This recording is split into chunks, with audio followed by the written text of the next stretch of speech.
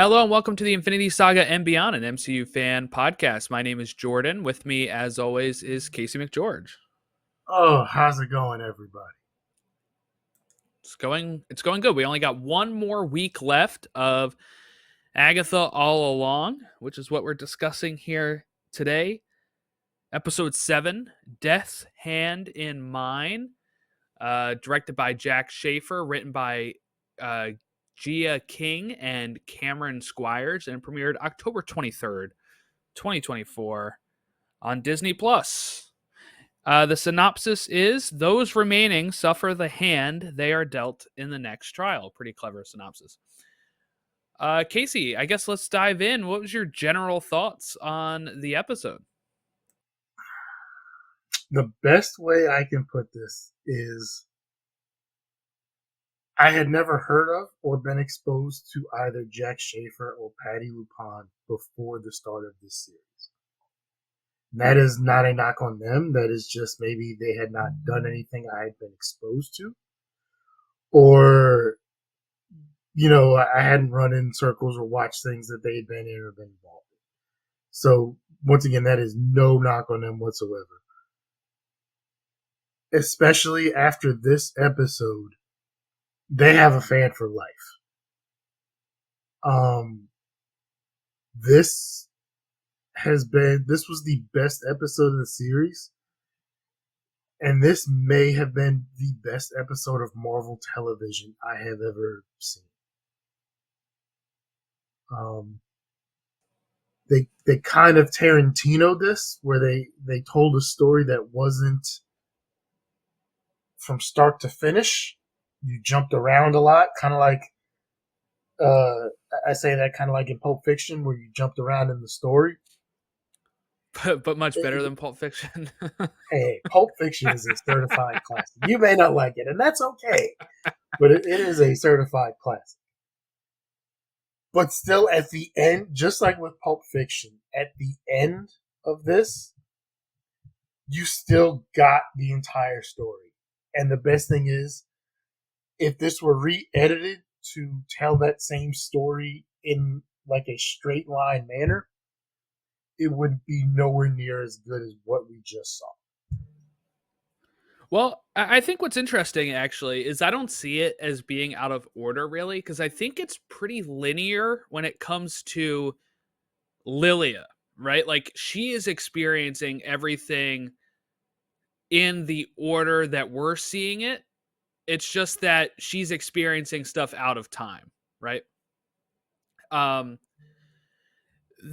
the way that they do this, and I'm glad that this has finally paid off, right? People have been noticing the out of sequence things that she's been saying, and they have a reference to each one of those in this episode, and we get to see why it was said at that time. Like it makes complete sense at the end of the episode.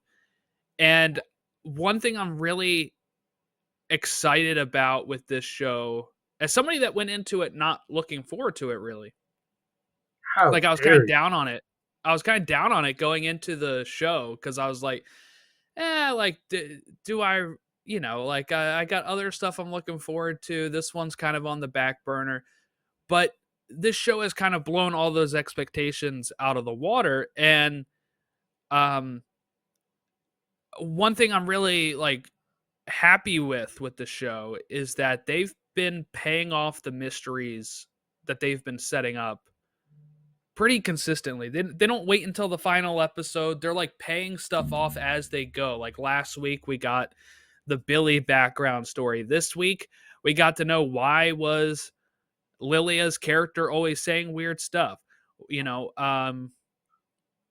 and setting up stuff that and paying off stuff like with why she cast the sigil and um just the fact that they've been doing this, like I feel like on another show at times this may have been a finale reveal or something like that, and it's just I'm glad that we're not doing that. I'm glad we're getting these answers as we go in the show, and it sets up the next 2 episodes for Or next this would week. have been like the cliffhanger for the end of season one, which would have Right, led us right. into season two or something like that.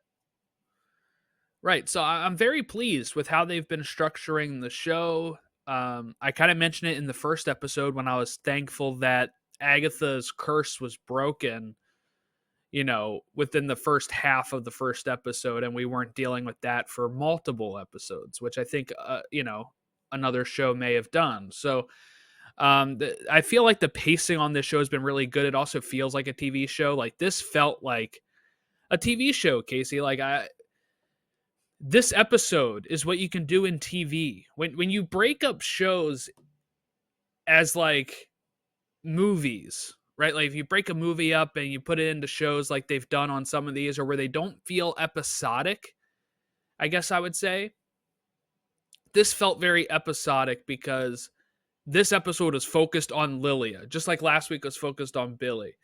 And with it focused on Lilia, we got her complete story. We got a focus on her, and it felt like a regular episode of television. Like it was just, this is what Yeah, I miss with TV with nowadays. other things, like you said, if they would have taken a movie or something that was gonna be a movie and broken it up into say like 9 parts, then they just have to start padding stuff out because now they have to figure out how they're gonna take this part and extend it out to 35 or 45 minutes or an hour or whatever, and then you end up with a bunch of stuff that's kind of incoherent at times or doesn't make sense or stuff that you can tell is just thrown in there because they need to make a certain like hit a certain runtime.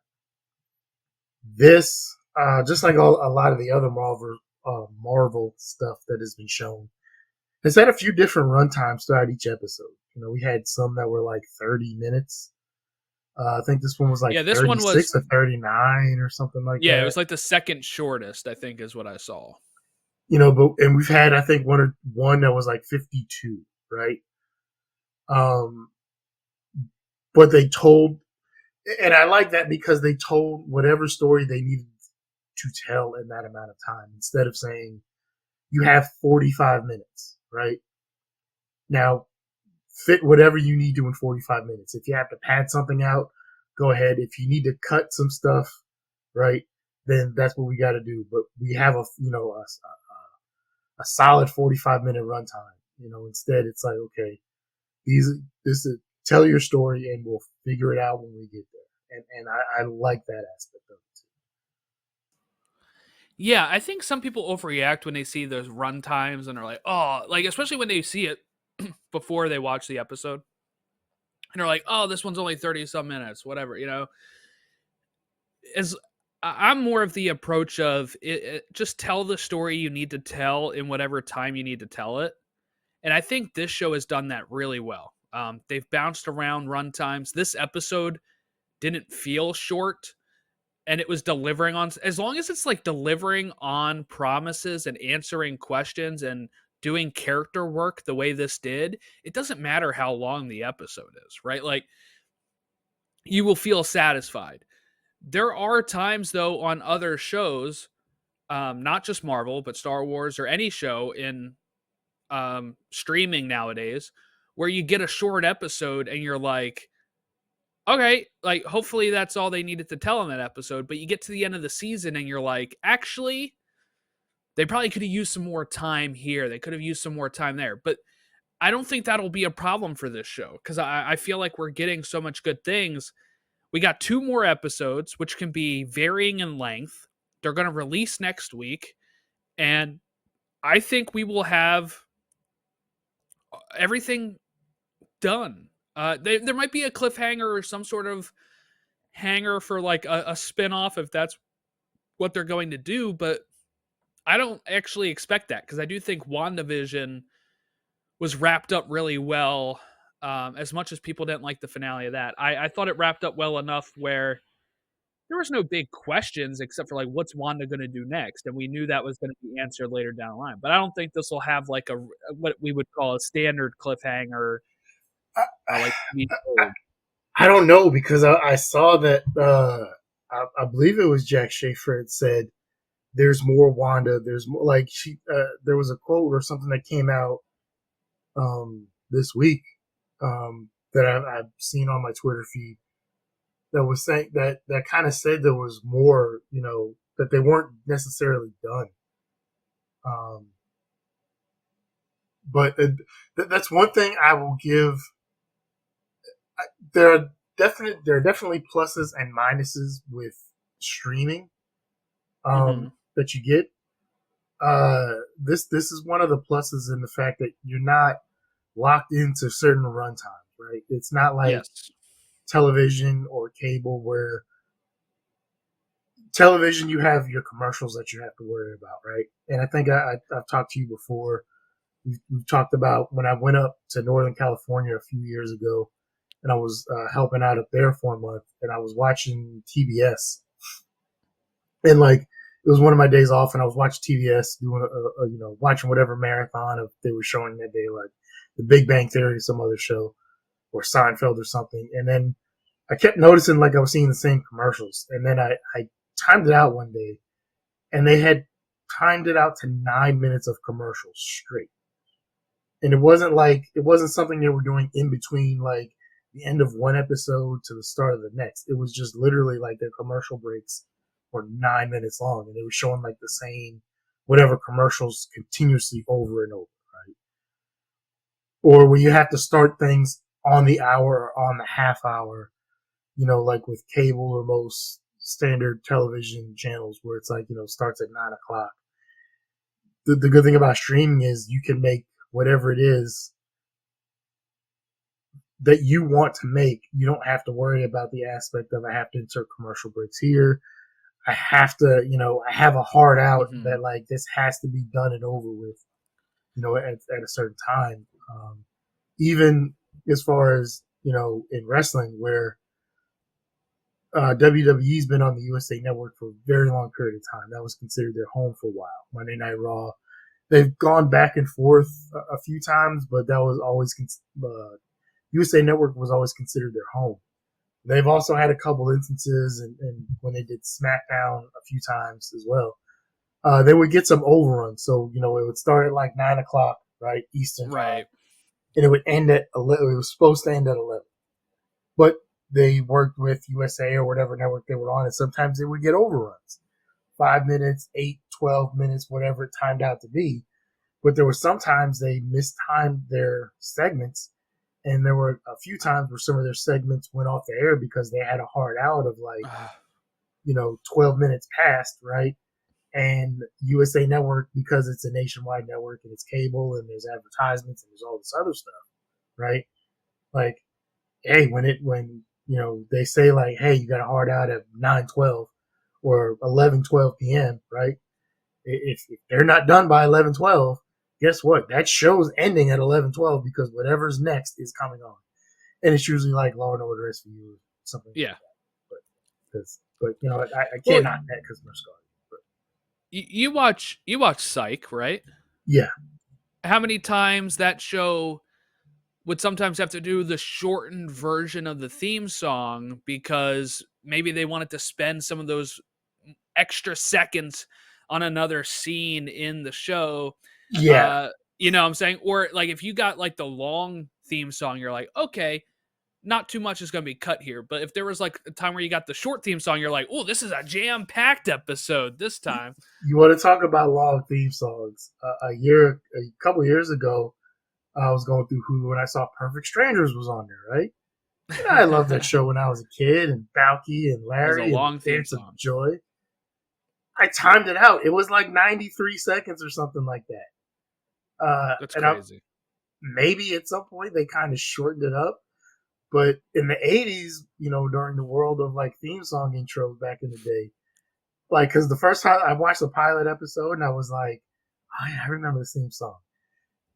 It could be my attention span too, right? But I was like, Right, this right. is going on a little longer than I thought. So I think I watched the next episode and I timed it out and I was like, oh my God, this is 90 seconds. Now you Now just lighten it up. back then they had more time too. Like they had less commercials in a half hour too. I Like was going to say that, um yeah, like, so I they could think, get away with 90-second theme songs a bit more than what is it nowadays. now? You get, Nowadays you get 21 minutes. That's I was it. going to say 21, 22. Back then you would get like Something like that. 23, Yeah. 24, a bit depending on, but the commercials were shorter and everything. You didn't have all, but I was just like I said, it could be my attention span too, but I was just like, oh my God, like who does a theme song for 90 seconds? Have you watched Only Murders in the Building? It is in my queue. I need to watch it because I've heard You nothing but do. great things about it, but I just never They got around played to the theme song of Perfect Strangers in the newest season a couple times, so it's it. Is it the whole theme song or just a little bit of it? I don't remember if it's the full thing. I think there's a montage with the full thing, but I can't recall. You know what? I'll be honest. I am shocked that we either haven't got a reboot of Perfect Strangers or we haven't got like an updated like a Where Are They Now episode. And That was a thing for a while. People are going to be like, "You're not talking about the episode at all," but that was a thing for a while where there we'll get there. We'll was, get there. But like what Facts of Life, how they do the reunion episode like but years later, stuff like that. Yeah. what was the show where we had the guy who played cousin Larry? Was it WandaVision? No, She-Hulk. Um, She-Hulk. it Cousin was Larry She-Hulk. was Yes, She-Hulk's yes, uncle or yeah, whatever.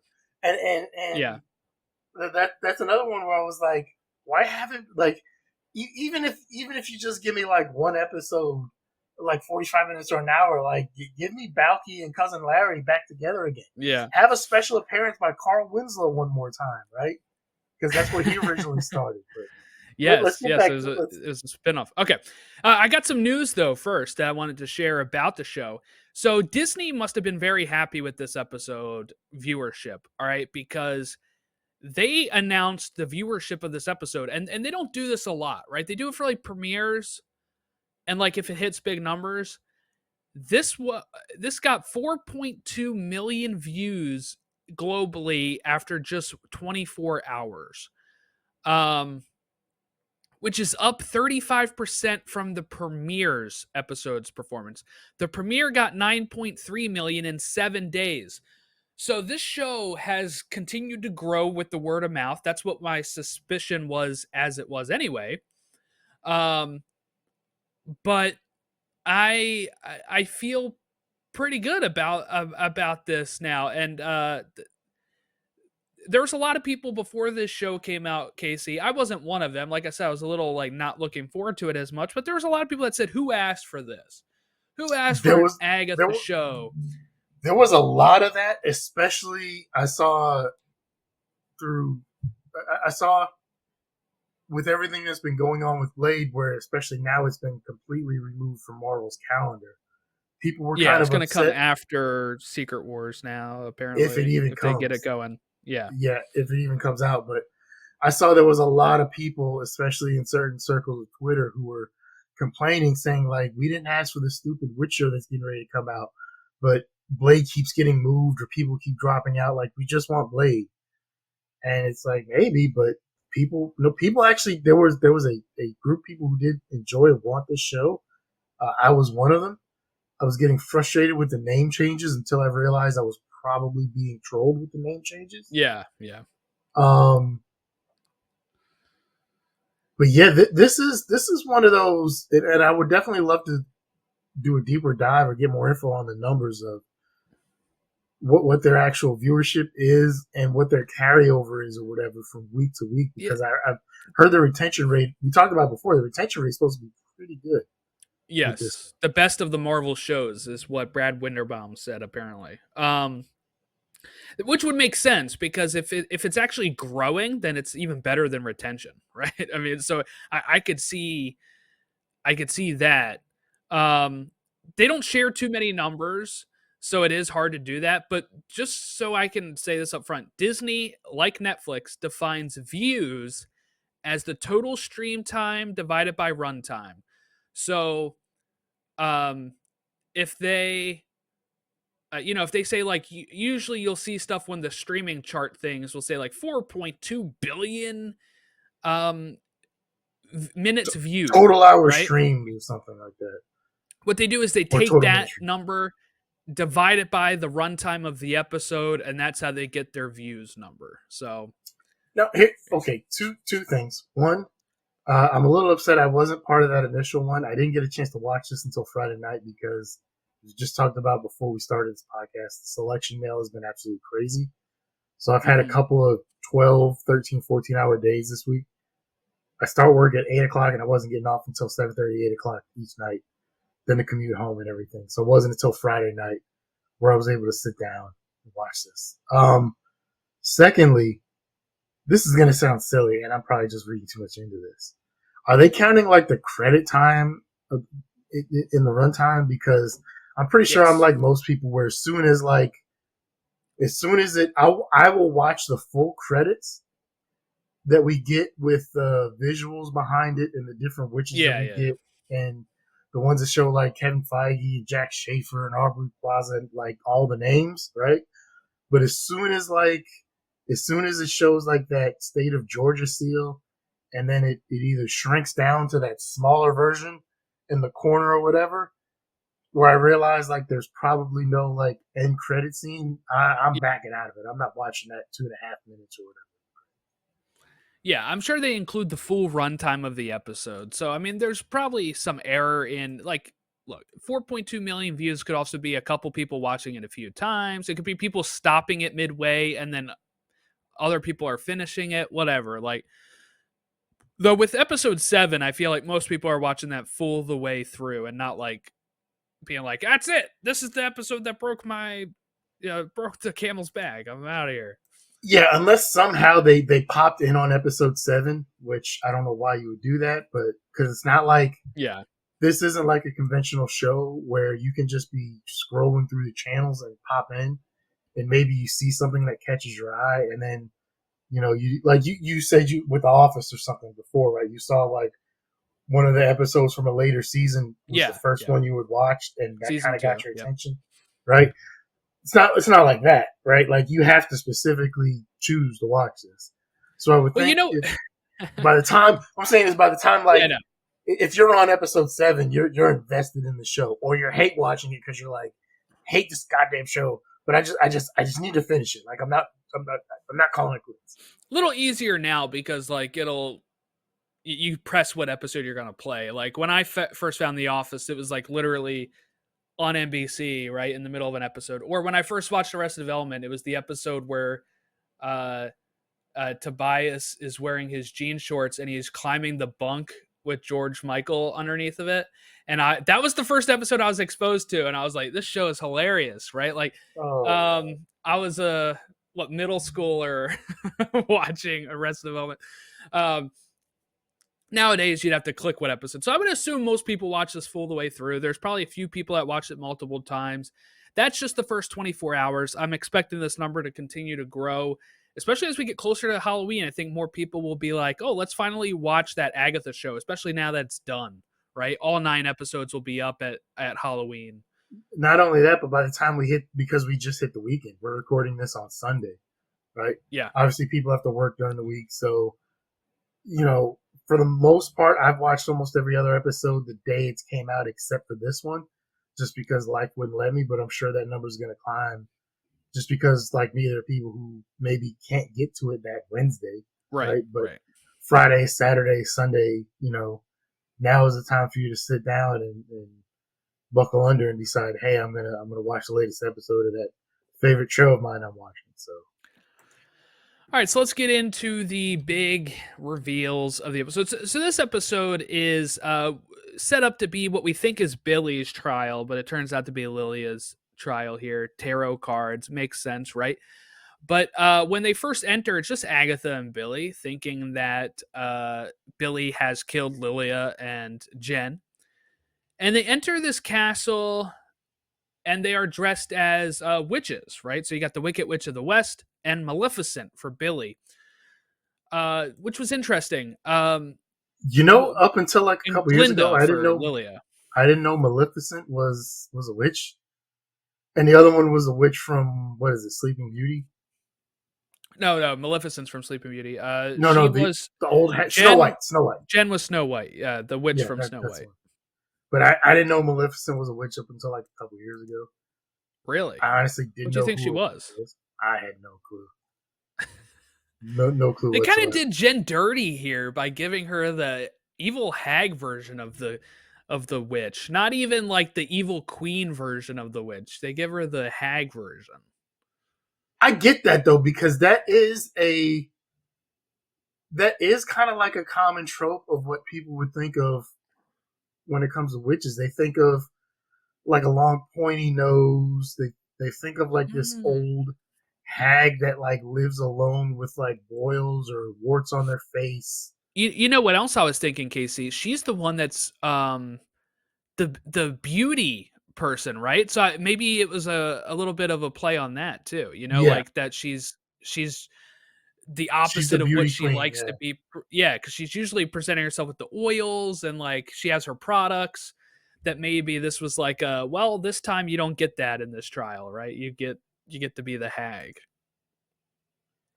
So Um, I love on the way up there when Agatha and Billy are talking, and I don't know if Agatha could either just thought that Billy was trying to read her mind, or she could sense it and was mhm. stopping him. But she was just like, you can just ask whatever. You don't have to try and read my mind. I'm not. Yeah, yeah, you are. Yeah, you Well, we also get him saying Wanda's not my mom, right? When she says about just like your mom or something. are. So And that struck me. That's interesting to hear.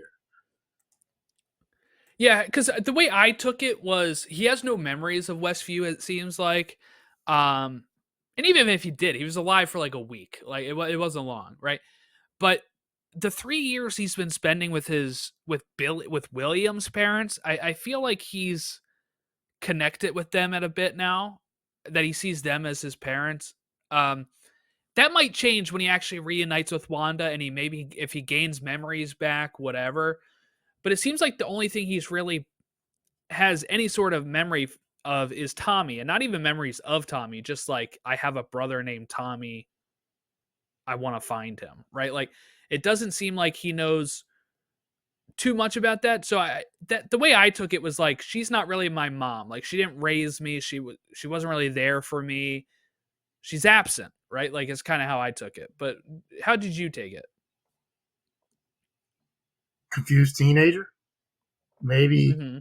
just because of the whole aspect of jumping bodies or jumping vessels, the aspect of that she kind of created him, not Yeah, in the aspect yeah, of like just gave him life, but like literally manifested and created him. Um, maybe he just doesn't necessarily know who he is. But uh, two fantastic lines in this episode. One, um, Agatha to Billy, you want a straight answer, ask a straight person. yes, yeah, I think if that doesn't confirm her where she's at, I don't know what else would. Uh, one A along with that of later on, I like the bad boys. What can I say? I like the bad boys. Yeah, that confirms that confirms pretty much everything we thought. Two, when Lilia gets up and grabs Billy by the throat, calls him teenager, and we yes, get what's yeah, her name is like, oh, she uses full name. yeah, yeah, That's how everybody knew he was definitely in trouble with use of the full name, and the full name being teenager. yeah. That was really funny. Not just teen, right? Teenager. That's the full name. Um, so we got So what Lily addresses Glinda from Wizard of Oz too. Like that's who she was. so what did you think of the aspect of initially they thought this was Billy's trial,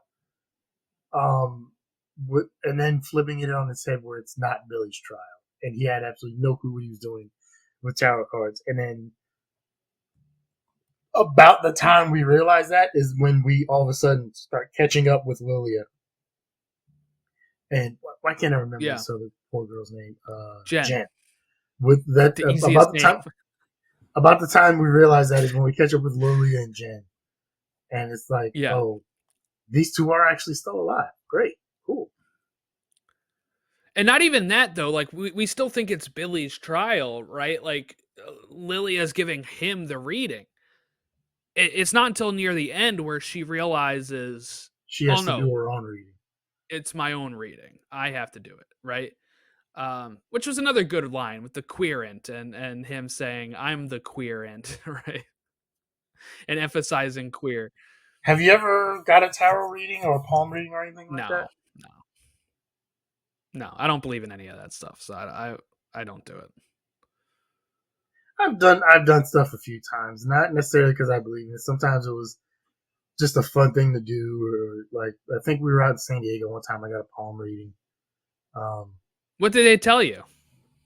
this was like 15 or 20 years ago, man. I can't remember. As you saw, I couldn't even remember Jen's name. Never mind, I'm not gonna remember a They're palm like, you're reading. going to be on a couple podcasts in the 20 years near ago future. from a half drunken night in San Diego. Um, yeah, But nothing that stood out to you, I guess, then, if you don't remember. So, no. Like I said, I don't necessarily. I don't believe that they can tell you your future. I mhm. believe they can give you maybe some insight and help you make decisions, or help you maybe say maybe calm down and maybe look at things more critically sometimes instead of possibly being in a rush trying to make a decision. And that could just be more the aspect of taking the time to sit there and let things work through your brain, and make better and rational decisions as compared to how we have to make decisions on the fly a lot of times with stuff that we have to do. Yeah, I think it could work that way where, like, if they're, like, with the helping decisions in the sense of, like, if they tell you something and you don't feel, like, good about it, it's yourself telling you, like, "All right, maybe that's not the right choice for me," right? So, like, I can see it in that sense, but, yeah, I don't believe in Or actual, like, maybe future telling. a situation where you had a thought in your mind of like a decision you had to make, yes or no or whatever, and but this maybe not necessarily pushes you to it, but it maybe helps you see more clearly that you wanted choice A instead of choice B, but Yes, you were right. just fighting with yourself for what, do I take this other job, or whatever the case is. Yeah. Like, I don't believe in any supernatural, no ghosts, none of that stuff, so, um, I think we talked about that probably on 13 Ghosts discussion. Um, okay, so we have, I guess let's get into when it actually gets to us realizing what's happening with Lilia, right? So when they first meet up, when we first see that she's alive with Jen and stuff, they've already been walking this trail and Yeah, following the routes and stuff, and she has no idea what's going on. but she's also come in and out a few times where she she comes to very clear and level headed and tells Jin this entire thing, this entire aspect of stuff, because she's like, I'm not going to remember this in a couple minutes. Right, right. So she like breaks it down like, hey, the son of the Scarlet Witch has done all this and blah blah blah, and then she loses it, and later on she's like, how did you know that? When you told me? When did Yeah, I you tell you told that? me. Yeah, when did I tell you that? Like 10 minutes ago. But you can also see, I like the fact that you can also see that Jen has a genuine concern for Mhm. her at this point, because It starts out as an annoyance for her, I think, and then yeah, definitely they make a connection more. yeah, there are connection. Part of that might be it shows one of the lines that Lilia says to her, "We're sisters in the craft," um, Mhm. and I don't know. I think that there ends up, and remember, we got this kind of ragtag group that was thrown together that started this whole thing, right? Like none of them knew each other. They might not have even known of each other, except for they might have known of Jen just because of her legal issues, and with her empire that she had, right? She's facing Yeah. like, what was it, like 900 felony counts of stuff or whatever. I don't know, something ridiculous like that. So I'm sure they Mhm. might have known of her, but I don't know if any, like, they knew of each other otherwise. Um, but through all these trials that they've had, they've had a connection with Alice. They've had the connection with Jen and Lilia now, and it's unfortunate because, especially one of the things I saw, um, I think it was Jack Schaefer saying death is permanent in the show. Like, we're not gonna we're not going to get like another spinoff where we go to like an alternate dimension in a year or two where it's like, oh, here's Alice again, here's Jen again. Like, you know, she said there are consequences and death is permanent in this show. And then we find out there's a reason to that later. But Which I'm thankful for, because you know what drove me kind of nuts after watching this episode, Casey, is I what's went that? on to the usual message boards, subreddits and stuff, right? And a lot of theories cropped up after this really touching episode where Lilia dies, right? A lot of theories were, oh, they're just going to totally bring back all of the witches that died at the finale. And I'm like, if that happens, this episode loses all of its emotional weight for me. Like, uh, I think it's okay to have people stay dead at times on shows and movies, and so we don't always have to keep bringing people back from the dead. Like, I would actually be fine if Wanda was dead forever. Like, sorry, I just would. Like, I will end our friendship in this podcast if you dare say anything like that ever again. it's just, especially for this show, like this episode was really great, really emotional. We get to see her Lilia like come to terms with her life and the path that she was on and accept it and willingly pretty much lay down her life to make sure that Billy and Agatha get through this trial, And Jen, and Jen to get through this trial, because she knows that this needs to happen, that this is going to go. And she even has a little bit of divination where she tells Agatha, right, like, if when this thing happens, like, duck, right? hit the deck or um whatever. yeah, so that would lose it all for me if, like, we get to the finale and, like, Rio, who we now know is death for sure, right, is like, as a favor, I'm gonna bring back Lilia and Miss Sharon and all these people. Like, I don't think that would work for me. I wouldn't mind seeing them again, maybe in the finale It's like ghost or apparition. or something. But I do agree with what you're saying. Is like after this, like their death needs to be permanent. So if like unless they were to do a prequel series, right? Like if they did a prequel, if they somehow like did a prequel spinoff, like what was happening in Westview and Eastview in these 3 years, okay, I'd be okay with seeing them again. But if they do a spinoff and they're going to continue on with Billy or Agatha after this, yeah, I agree. Like, yeah, I'm totally fine with their death being permanent. Like, hate to say it, put it this way, but they serve their roles, they serve their purpose in this show, and they did a fantastic job with what the role that they had. So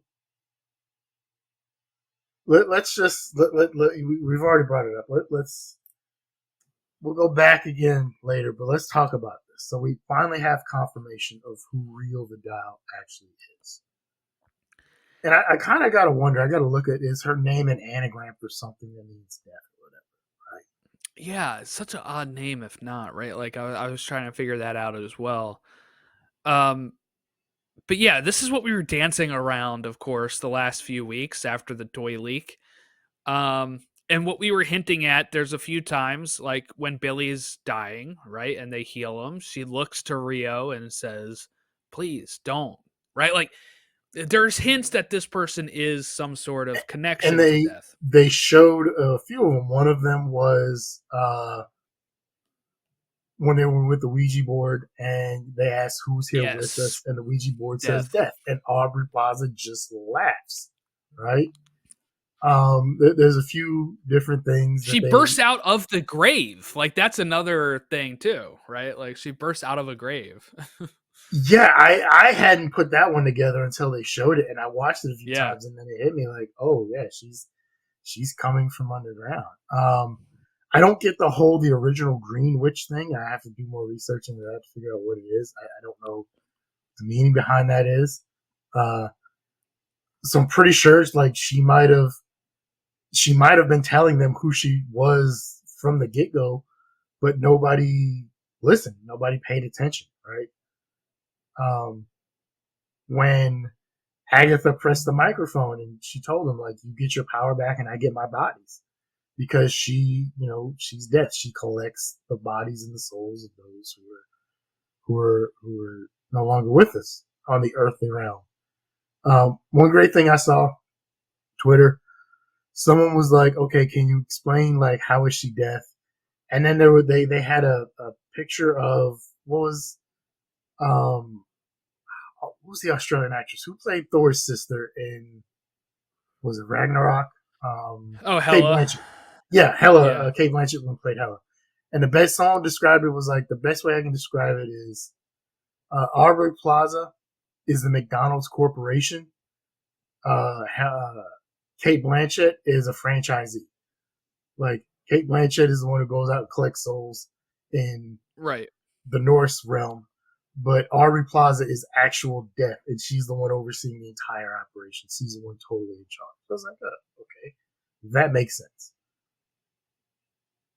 So I think what they mean by original Green Witch is the way that I kind of took that was Green Witches are like with nature and stuff. So I assume that had to do with like when you die, you kind of you get buried, you kind of become part of the earth again. I thought it was some sort of reference to that, but it is not very clear what Green Witch really means. Like they don't really spell it out for us too much, but um let's see. There was a lot of hints to her being death.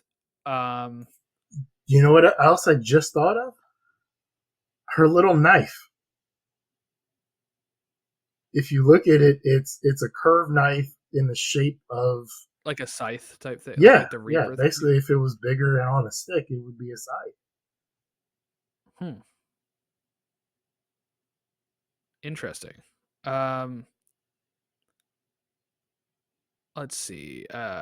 There's just it's one of those things that if you go back and watch it now, I think you would obviously um, be able to pick up some stuff that you didn't know before. Especially like when she's looking at the tarot cards and it shows all of those shots from the episodes again and they're like staged like the Yeah, yeah. tarot Everything from the cards. cards. Yeah. They did a fantastic job with the shooting of this. I do have one question though, right? Mhm. So they basically confirmed that Rio, Death, and Agatha have had a relationship. Like, there's been little hints and Yeah. various other things, and Agatha likes the bad boys, as she says, right? Um, and then, like I said, the quote earlier, if you want a straight answer, ask a straight person, which is great. They didn't show it last week, right? Last week when we had Billy's episode, goes to Agatha's house. We see Agatha in her living room, and this is when she was talking to Rio, right? When she was still in her true crime phase, right? Where she thought she was this Yeah. cop. She's talking to Rio in this living room, right? Or if you go back to episode 1, she's talking to Rio when Billy would have peeked in and then went upstairs. Last week's episode, we see Billy peek in, but we only see what he sees is just Agatha, right? So was Rio not really there? Was Agatha like only imagining? Because we get the gist of she was imagining this whole, she's this hardball detective true crime phase. We talked about it last week, was great because she had like a spray nozzle and this holster on her hip, right? She's doing all this stuff that wasn't real, but this was kind of forced on her to live through this life.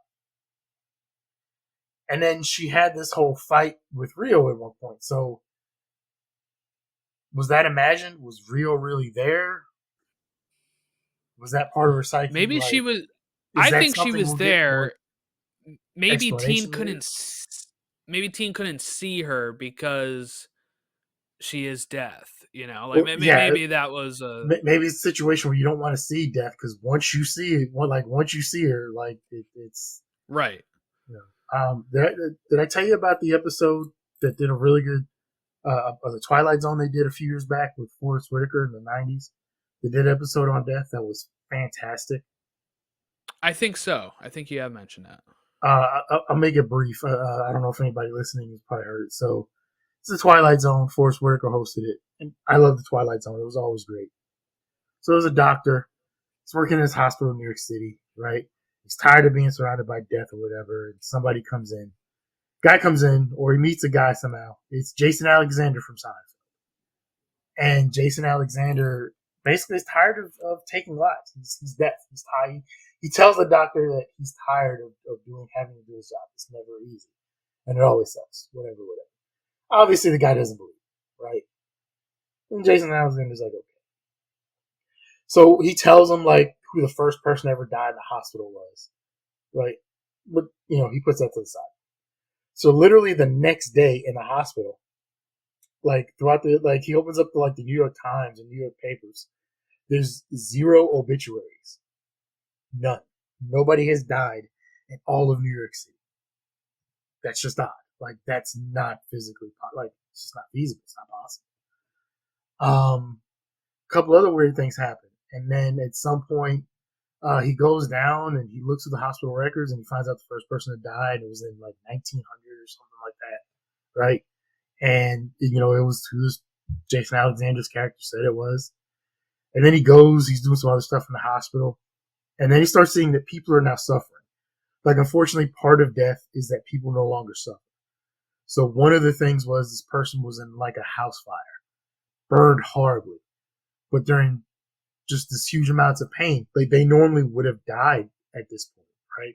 Between smoke inhalation and the burns. But they can't because death doesn't want to take lives anymore, right? And then now there are cancer patients and these other people are going through horrible things and pain that their suffering can't end because death no longer wants to do this. So he ends up on this roof with Jason Alexander and death. And he's talking to him. He's basically trying to convince him, like, you can't stop doing your job. You have to do your job. Like, unfortunately, this is part of life. And, this is necessary. And Jason Alexander's trying to talk him out of it. And he's like, no, you really need him. He's like, are you sure? So something that will tie in to this episode of Agatha, Jason Alexander carries a book with him. And he opens it up. And, when he opens it up, whatever page he goes to, the next name that is visible is the next person that he has to take. So he's like, okay, open up the book. He gives the doctor the book. And he's like, open up the book. The doctor opens up the book and it's the doctor's name.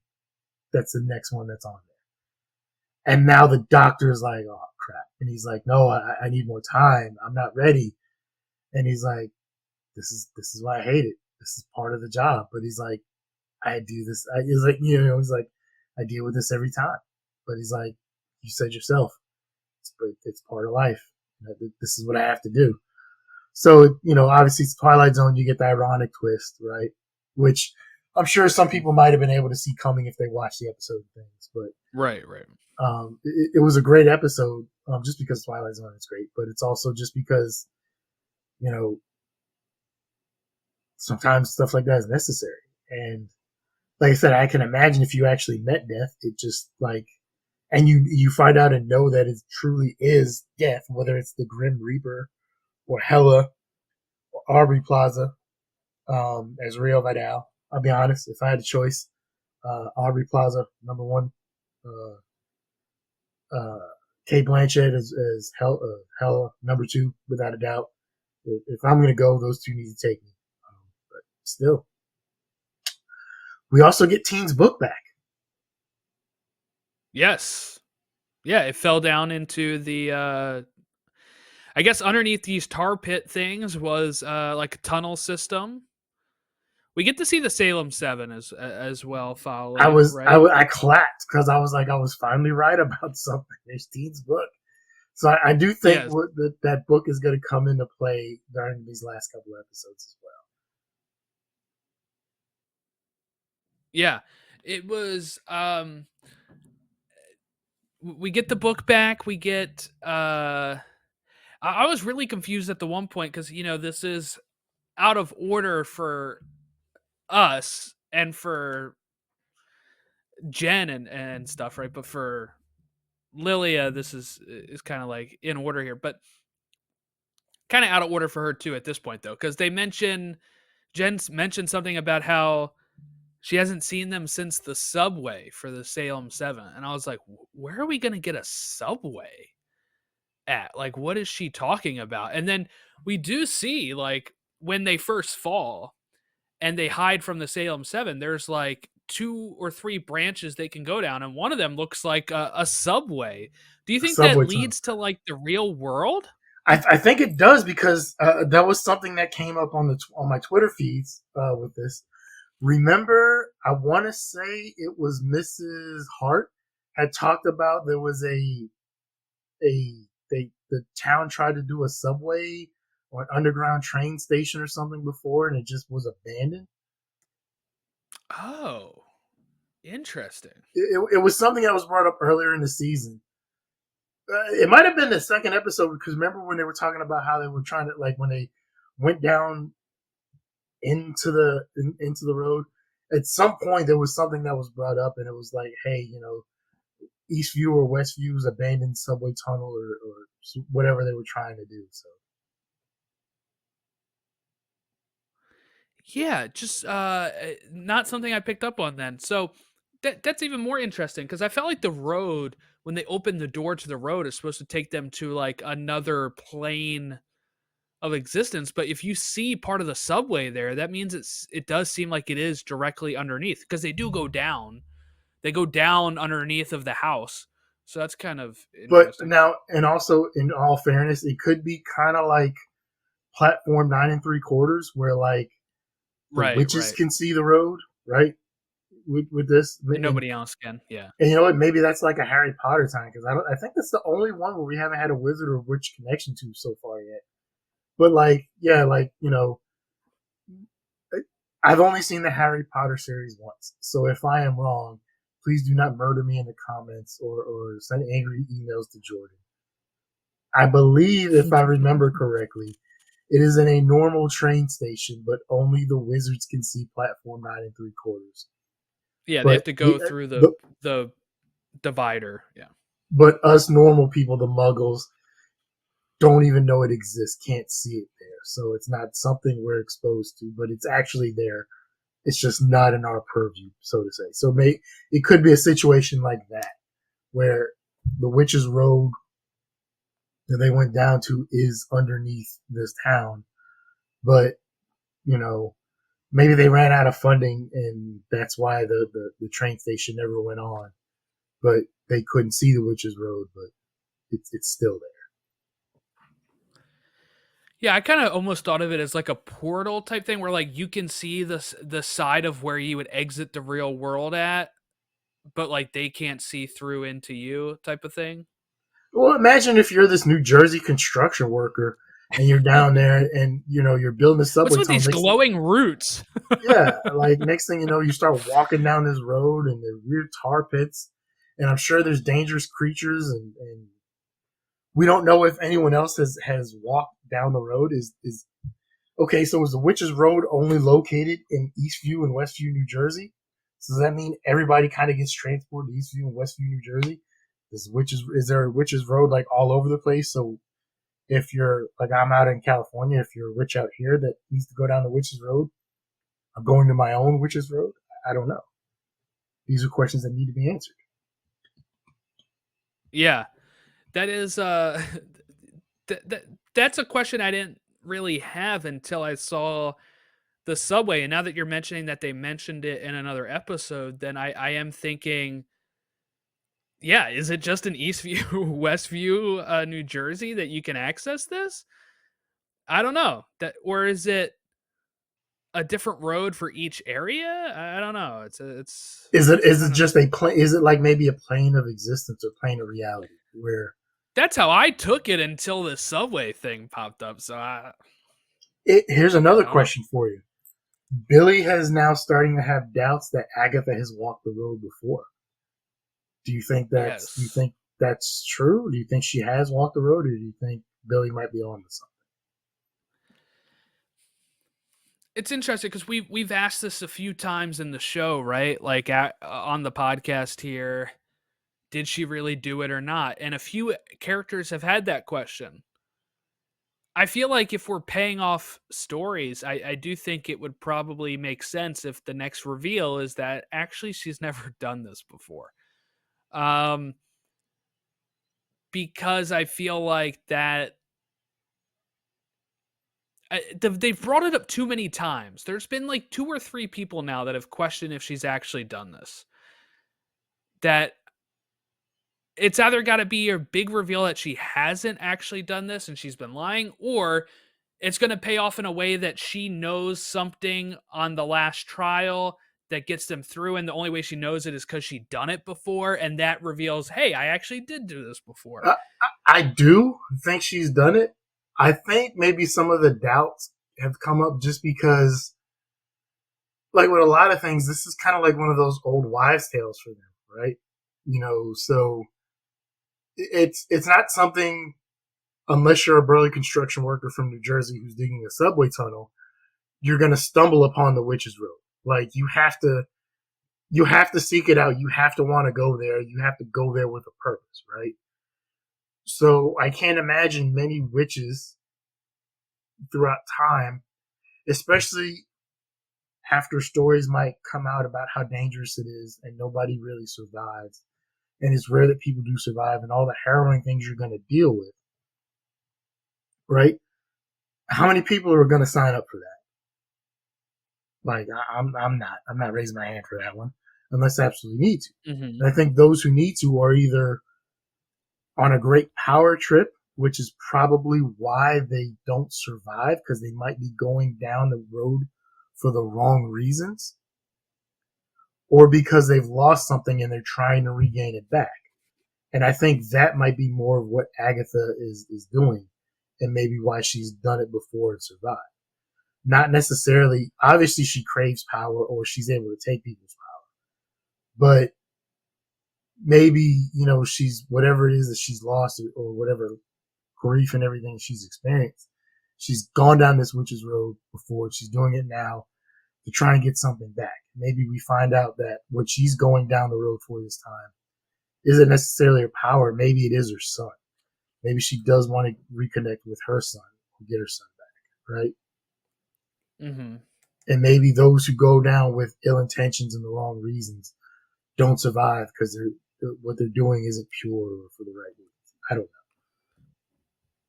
Would you be shocked if Agatha dies at the end of the show? I would be shocked just because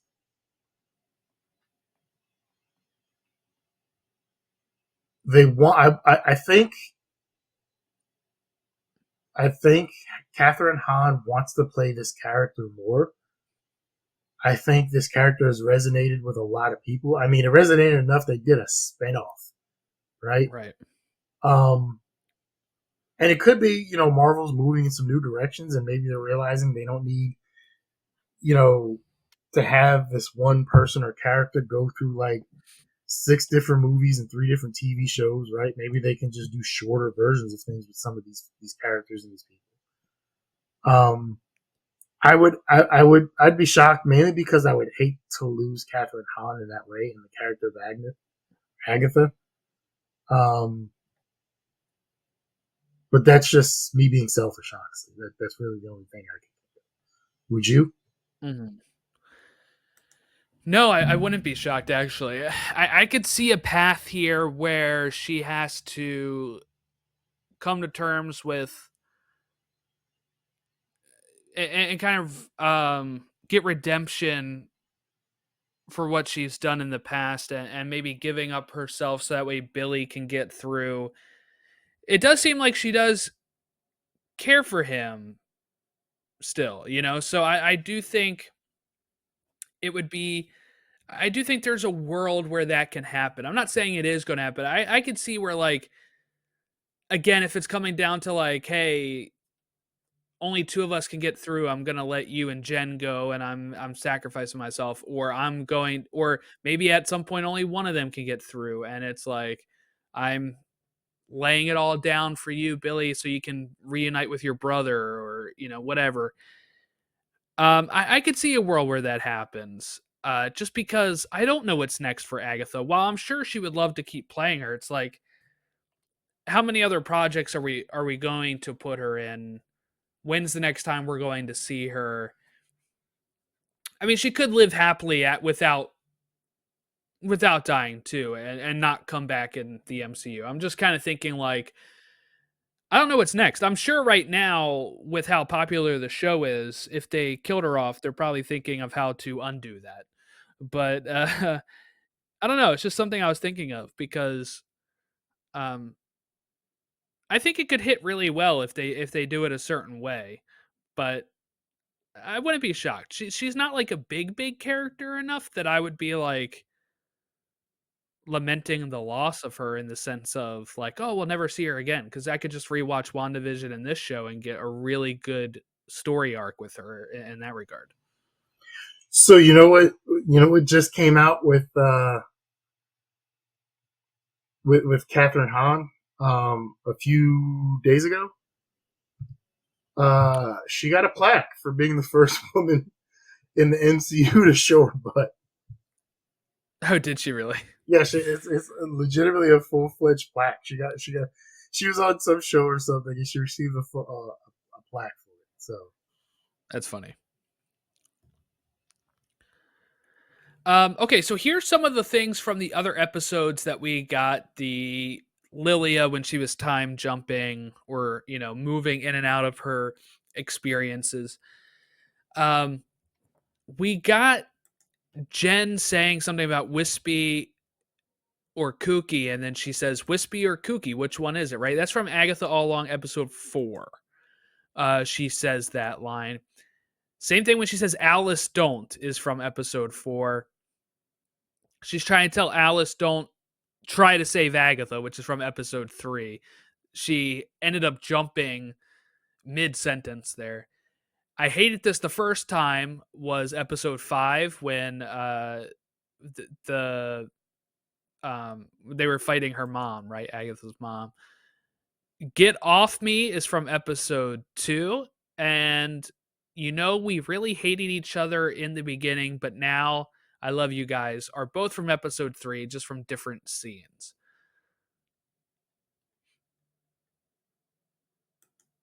So they did that very well. That's one thing I think that like this show has done better than WandaVision is I feel like WandaVision we weren't getting answers as frequently, and I think at the end of the show there were people that were a little down on it just because they were like it seemed kind of rushed or this thing wasn't done, this thing wasn't done. This show seemed like they had it fully mapped out in these 9 episodes. There was rumors WandaVision had some stuff changed in post as well. Um, this show seems to not have those rumors, probably because it's not as big of a deal in the grand scheme of the MCU. So they're not dealing with as many big Avenger level characters, so they're able to kind of do their own thing. But that they had this thing planned out with the Lilia's lines that we come back to in this episode, um, it was just all very well thought out and worked out.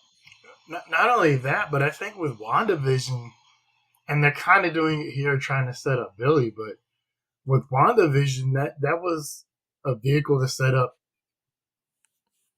Agatha and uh, what's her name's character for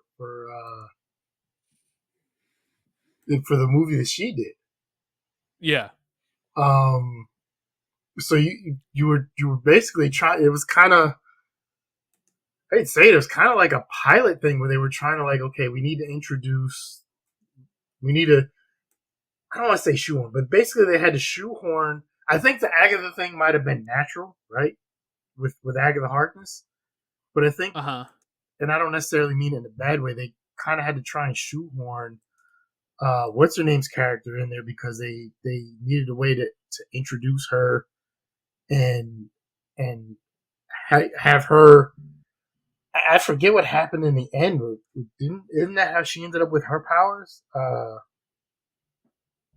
She was in Captain Marvel too, or the Marvels or whatever. Was Town in Paris or something Yeah, like yeah. that? She got the powers from going through the hex.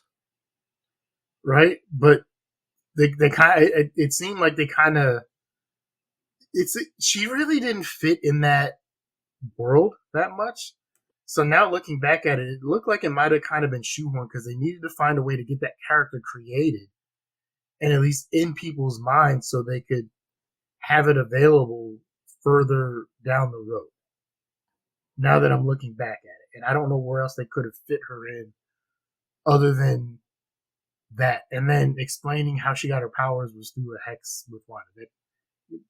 Looking back at it, it seems a little awkward and weird. And maybe if they would have pulled her out and just kind of stuck with Eastview, Westview, and the witches, and maybe Jimmy and what's her name, might have been better. I don't know. Yeah, I mean, I think what I would do is if I'm Marvel, I'm kind of letting Jack Schaefer do whatever she wants on this witch field of the Yeah, MCU, like this little corner of the MCU. I would be like, yeah. you can do whatever you want. You want to spin off with Billy and Tommy, go for it. You want to do another Agatha season, go for it. You want to do whatever. Like Scarlet Witch. she's produced two of their biggest hit television shows for Marvel. Like if we talk about the hit Marvel series, we What talk was the other one? WandaVision, Oh, she did Loki. WandaVision? She did WandaVision, yeah. So we when we talk about the hit TV series for Marvel, we say WandaVision, Loki, and now probably Agatha for like culturally significant big hits. Those are the three. And two of those are hers, right? Yeah. So uh if I'm if I'm Disney or Marvel, I'm like, all right, what else do you want to do? Right? Like what else do you want to work on? Because you're giving us good stuff here and it's resonating with people. Okay. So we talked before about how with their actors and actresses, they're not necessarily tying them up for like 8 project deals anymore, right? They're doing Mhm. maybe smaller versions, and then they can revisit it. Like they might do 2 or 3 projects, and then they can revisit it later. Hey, do we want to keep going? Have we had enough with this character? Right. You know, are you missing out on other opportunities? Whatever. With their creative people, are they doing the same thing, or are they tying them up for longer?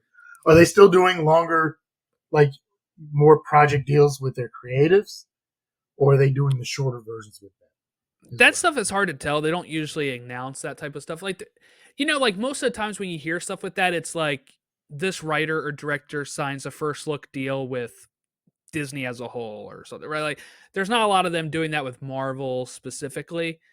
As far as I know, I don't think I think they sign more project to project for this type of stuff. Writers and stuff.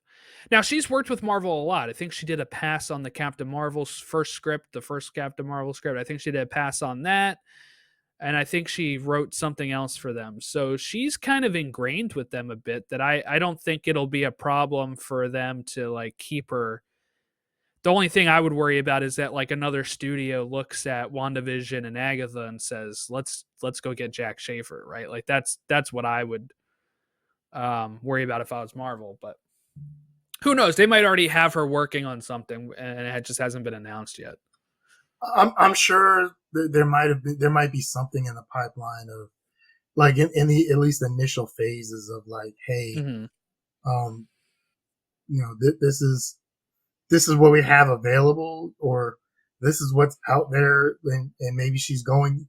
It could be just be as simple as like she's going through some comic storylines and trying to figure out what does she want to adapt, what does she want to work with, right? Right, right.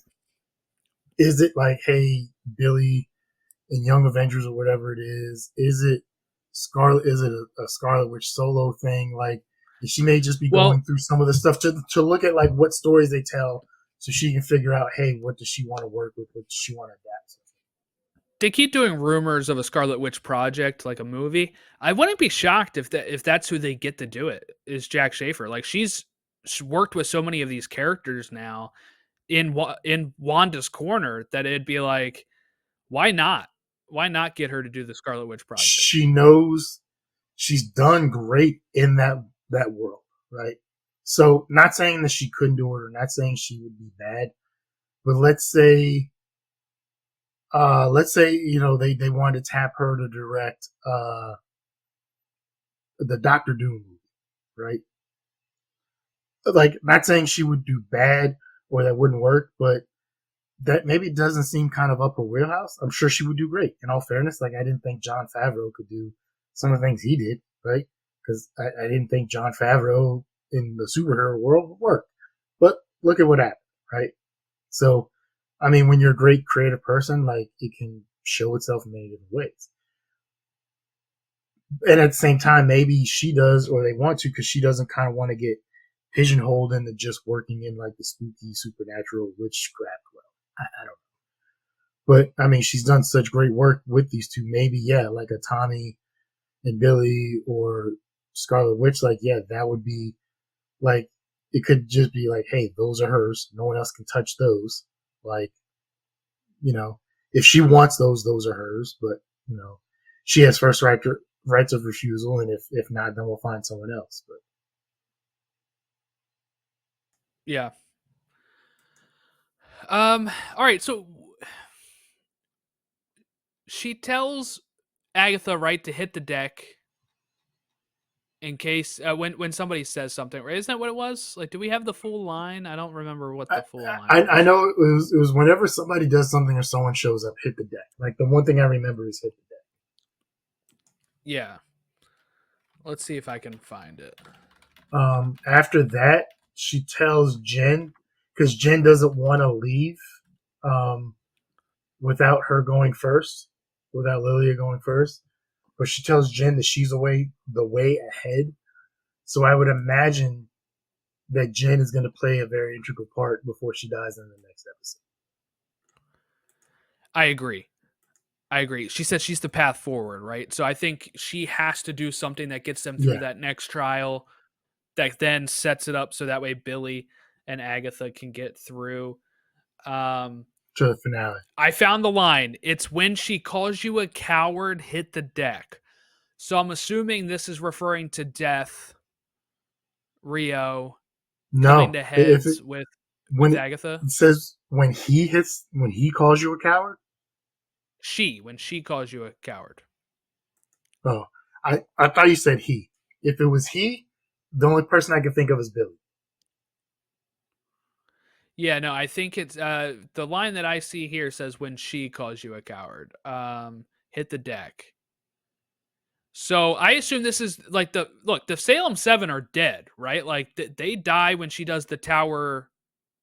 It was the tower reverse. She reverses that to just the regular tower, and everybody dies. I Maybe. think So I think the showdowns with Rio at the end I here. saw I saw something very interesting. This could just be someone else reading way too much into it. With the Salem Seven, and I haven't looked at it very much myself. Someone said you can only see like five of them falling and dying, and not Mm. all seven. I don't know. That's something I probably have to like rewatch to try and get a better. I think I tried to like pause and rewind, but with like these whole 10-second gap things with remotes nowadays and stuff, it doesn't always work out the best way. Yeah, And yeah. then you rewind it and then you hit play and then you got a buffer for like 2 or 3 seconds and timing is all messed up. So it's just like I was just like I'll deal with it. But Yeah, that's interesting. It's I think that was them like getting rid of the Salem 7 I to I, I kind of wish there was set up. more. Yeah, with them though. Well, we might get more in the sense of maybe Rio is the one that actually sent them, and it's kind of like those were the minions for the boss, right? Who is going to then um, be the final confrontation with Agatha and Billy in Maybe or the maybe finale. did we ever figure out who the Salem Seven actually are? Are they like descendants of people she killed in Salem, or I think they mentioned it last week or episode 5. They because in the comics they are the children of Nicholas Scratch. That's not what they are in this. I remember them saying something about what they were. Um,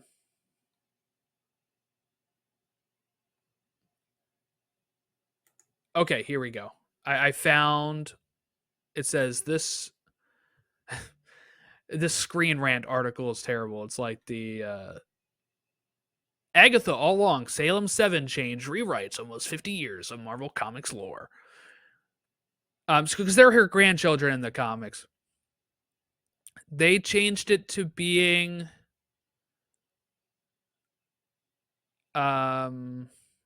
what are they going to put it here? Oh, they're the children of the members of her original coven. Okay. That's what they are. Okay. That makes a little more sense, right?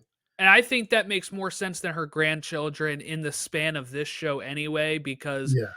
they have reason to go after them. It's because she killed their parents. It makes more I sense. part of me is kind of glad that they were just maybe like this behind the scenes thing we didn't really have a lot to deal with.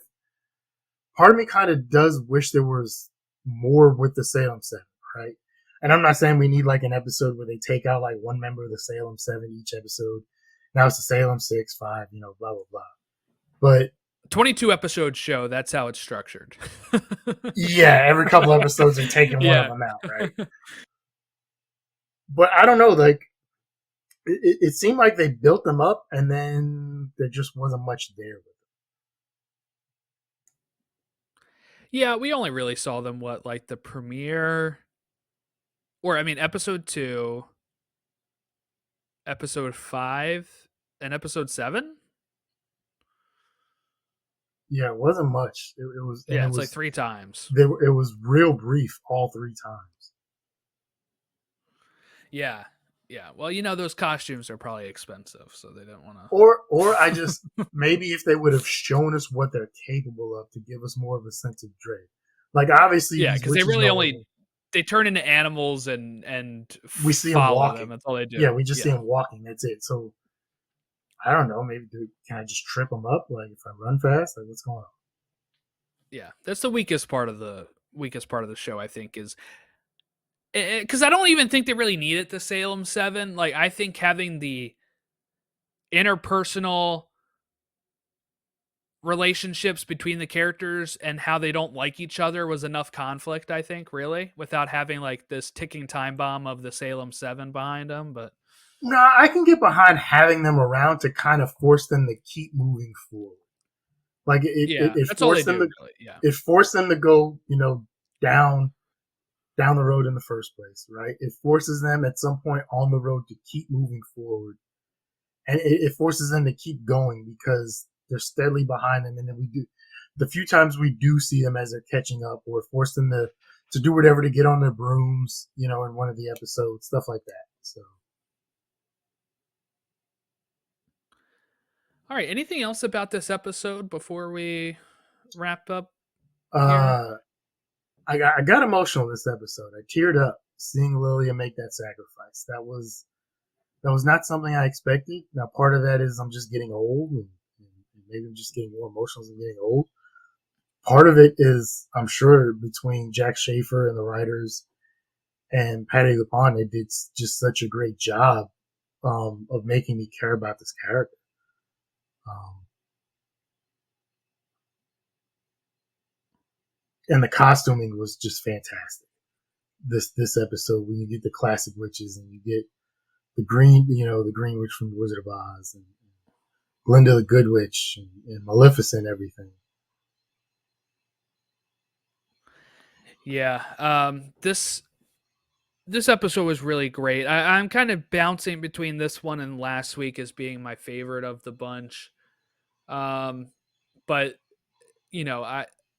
I really love that they finally paid off just a lot of Lilia's stuff here, and it was better than I could have anticipated having a Lilia focused episode. So And I love the reveal of Rio as Death. yeah, she has like the skull face type thing. Yeah, we've I've talked about it before. We kind of look at Aubrey Plaza as just this kooky, weird. I want to call her a girl, but she's freaking my age. I keep forgetting that she's 40 years old. This kooky, weird woman, right? She's weird. She's kooky. She played, this weird character in Parks and Rec, and She's done some other weird stuff, but Mhm. she really is a fantastic actress, and she can give some fantastic performances in everything she does. And I would definitely love to see her more in different things, and I'm definitely looking forward to seeing what else she's involved with down the road. She's also a big fan of the New York Liberty and WNBA, so she's at their games. Like she got like front row tickets to their games on a regular basis. She was at a couple of their finals games before they won the championship. So she's definitely a big fan of that, which is awesome to see. Alrighty. Well, we will wrap up here with our Agatha episode 7 coverage. Next week is the finale, or this upcoming week, I guess, really. The 30th will be the final 2 episodes, 8 and 9, and we'll be back recapping them later in the week.